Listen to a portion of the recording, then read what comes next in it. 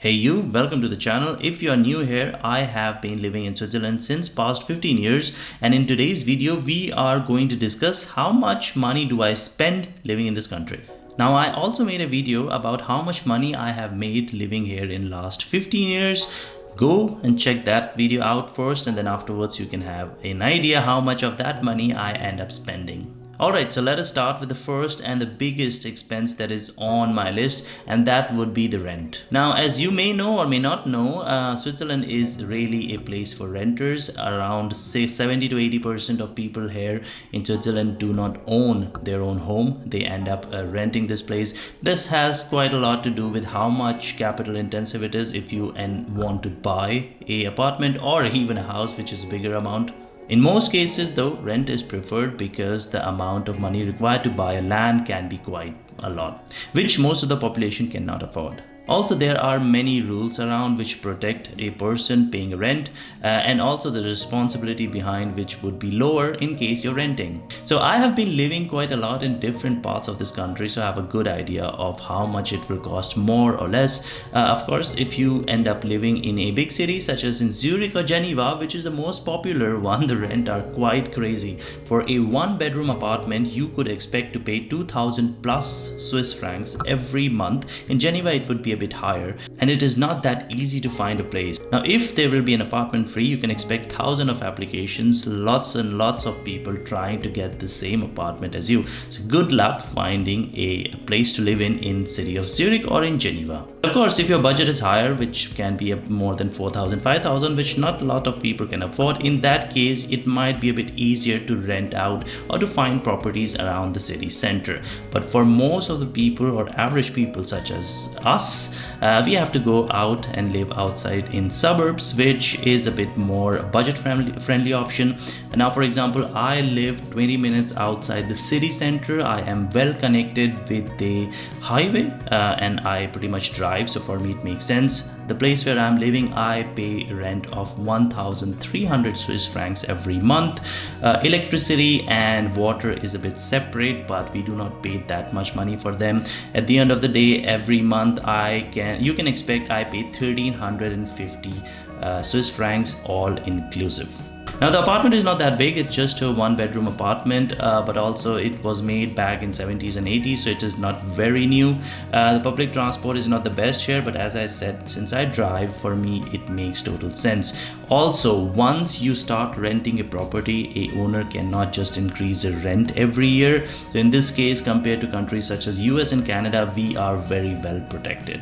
Now, since we are talking about car or public transport, I can tell you second of my big expense goes towards my car. Now, I'm not a very fan of using a public transport, especially in the city of Zurich or in the city center. It can be quite a lot of people traveling together, and I am not really much into this. Plus, I do not work in the city center, therefore it is easier for me to drive a car. Well, most of the people who buy a car would do that either on leasing or finance or just pay the whole amount itself. I paid the entire amount because I was not a fan of paying an interest over something. Also, my expense for a car would be mostly around the service and the taxes, which end up costing me around 2,000 Swiss francs every year. So I would say 170 francs I pay for my car. Apart from that, I also have a subscription for a public transport, which I sometimes take. For that, I pay other 180 Swiss francs every year. So at the end of the day, you can say it is not more than 200 Swiss francs that I am paying just for my car. And of course, you have to pay for fuel and everything, which can be plus minus here and there, maybe 100 to 200 francs every month. So expect around 400 Swiss francs if you're owning a car. Of course, if you have an electric car, that would be a bit cheaper, but for that you need to have a place to store it and to charge it, otherwise it can be very expensive. So this was the cost for a car. In case you are using a public transport, well, most of the time you can get a monthly subscription. If you're living around the city of Zurich, I would expect somewhere for you to pay around 100 to 150 francs every month, but that allows you to travel just within certain parts of the city. If you want to go outside, then you have to pay a ticket, which can be a bit more expensive. Most of the people who are traveling quite a lot, they end up getting a general abonnement, which is a subscription for public transport all around Switzerland. So you end up paying 400 to 500 Swiss francs every month, but you can pretty much travel all over the country with that card anytime, any day. Now the third big expense that is on our list is of course insurance. Health insurance is mandatory in Switzerland and is one of the most expensive ones around Europe. As a young person, normally you pay quite less. Also as a student, you also pay a bit less, especially if you're coming from outside. You can apply for certain exceptions which allows you to pay a very low amount of health insurance which covers you as well. In most of the cases it is very specific to Switzerland, but your insurance premium, that is the amount of money that you pay every month, would depend on which part of the country you are living in. For example, I used to live in Bern, and where my health insurance was around 310 francs every month. As soon as I shifted to Canton of Zurich, I ended up paying 240 Swiss francs for basically the same cover. Therefore, it depends. In most of the cases, if you're living in a city center, your health insurance would be higher. On average, a person in Switzerland end up paying 300 Swiss francs every month to cover their medical expenses. There are also certain caveats to that. If you're paying this much amount, you have a franchise of maybe up to 2,500 Swiss francs, basically saying that if you go to a doctor up to 2,500, you have to pay from your own pocket, and only after that the insurance will pick it up. You can of course reduce it, but then your monthly payment goes higher. Of course, as an old person, you end up paying a little bit more, but quality of healthcare that you get in Switzerland is still considered pretty high. Now the fourth thing in my list would be of course food. We all have to eat. Switzerland can be a bit expensive place, especially if you're going outside in a restaurant eating. Most of the time we do end up eating at home. Outside is, if we end up going outside, it is for special occasions most of the time, because at the end of the day, if you're going out to a restaurant for per person, especially in Zurich, you can end up paying up to 40 or 50 francs per person. Now when it comes to grocery, it totally depends on which shop you're going to buy your groceries. Now the most expensive one in Switzerland are Coop and Migros, which you might have seen if you come here. These are considered to be one of the premium ones. The quality more or less would be same pretty much everywhere, but just because they are easily available everywhere and it has a brand to it, it end up costing you 30 to 40% more. Personally, I do not have any Coop or Migros where I live, so I end up going to an Aldi, which is the closest to me. Aldi, Lidl, these are the brands which have been taking over the market since the past couple of years, I would say, all around Europe. They are easy peasy places where you can go and pick your stuff up. Most of the cases you end up paying less than 30 to 40% compared to these big brands. I really like they have quite a lot of assortments, and lots of people have started to go to these places to do their grocery shopping. Also, since I live very close to border of Germany, we can also go sometimes to the German border and try to get some stuff which can be very expensive in Switzerland, but I do not do it that often. That makes more sense if you're a family of 4 and you have quite a lot of things that you need to buy. But for us, or for me, I end up going maybe every 2 months to get something smaller, but at the end of the day, I would expect my grocery bill would be around 500 Swiss francs every month. Now I'm a single person, I live by myself, and of course whenever I go outside I end up spending a bit more.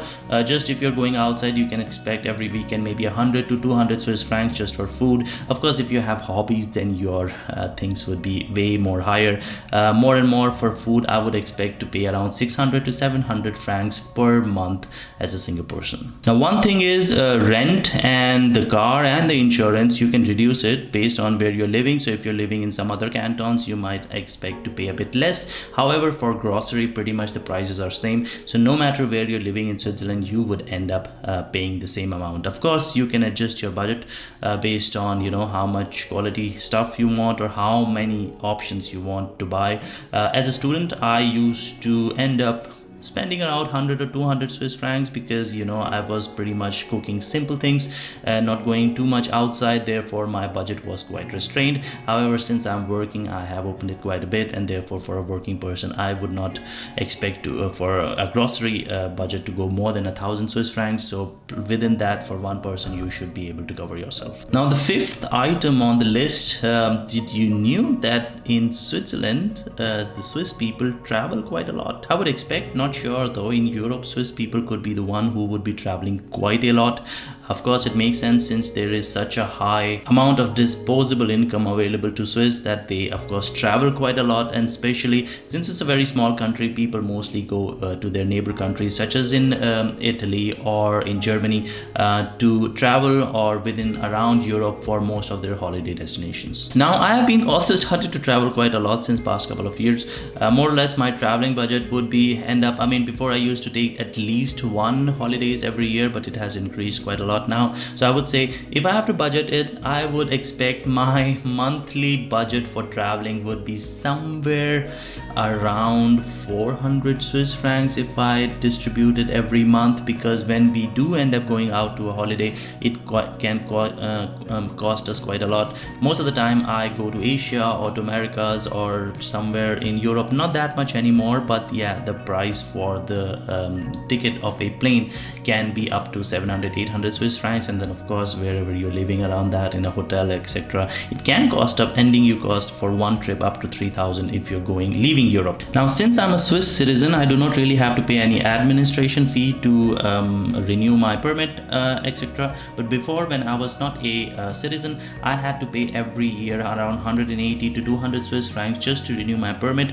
Now if you're coming new to Switzerland, you have to pay that as well. Of course the taxes works a bit differently for you if you're not a citizen, and if you're earning within less than 120,000 Swiss francs, taxes are reduced straight from your salary every month. So basically for us, we need to give a tax return which the tax office goes through and then tell us what amount of money do we have to give them. Now there are several deductions that we can do. Of course, if I'm traveling with a car to my work, there are several other deductions which are allowed. So we do that, and at the end of the day, then we end up paying a tax as a lump sum most of the time if we have the money, or in a installment, which I do not prefer, because then you have to pay a little bit more interest on that amount. But yeah, most of the time I am paying my taxes every year as a lump sum. Now one special tax that I have to pay as a person who is below 37 years of old and a citizen. Now you may or may not know, in Switzerland it is mandatory for every man to go and serve in army. Now since when I became a citizen, I was 31 years old, so quite old for a military to take me in.